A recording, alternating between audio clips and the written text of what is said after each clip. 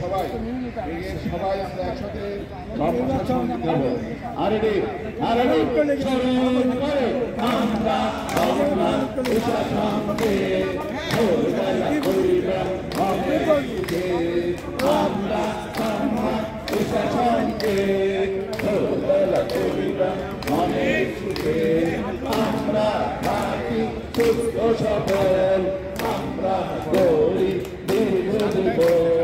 আমাদের নাই কোনো ক্রান্তি, আমরা চাই শুধু শান্তি,